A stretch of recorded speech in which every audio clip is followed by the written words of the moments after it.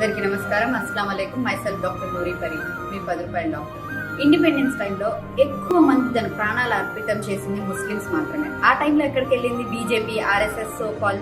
ఈ రోజు వచ్చేసి మాది హిందూ దేశం ఇలాంటి మాటలు మాట్లాడుతున్నారు. నవనీత్ కౌర్ లాంటి పెద్ద పెద్ద వాళ్ళు కూడా జై శ్రీరామ్ అన్న వాళ్లే హిందూ దేశంలో ఉండాలి, లేకపోతే హిందుస్థాన్ లో ఉండకూడదు, ఇలాంటి మాటలు చెప్తున్నారు. ఒక్కసారి ఆలోచించండి. అమిత్ షా గారు 4% రిజర్వేషన్ ఎత్తేస్తాము అలా అంటున్నారు. అలాంటి వాళ్ళతో కలిసి టీడీపీ పార్టీ వాళ్ళు పొత్తు పెట్టుకున్నారు. ఏ ముస్లిం అయినా సరే ఓటు వేస్తారా? మైనార్టీస్ కి ఇక్కడ అన్యాయం జరుగుతుంది. రేపు మన కంట్రీ, మన ఇండియా, మన భారతదేశం అనుకుని మేము చిన్నప్పటి నుంచి చెప్పుకున్నాం.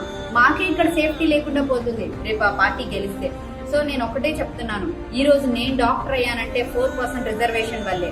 ఎంతో మంది నాలాంటి మిడిల్ క్లాస్ వాళ్ళు చదువుకోవాలంటే భయపడే టైంలో రాజశేఖర రెడ్డి గారు 4% రిజర్వేషన్ తీసుకొచ్చి మా ముస్లిమ్స్ కి చాలా హెల్ప్ఫుల్ అయ్యారు.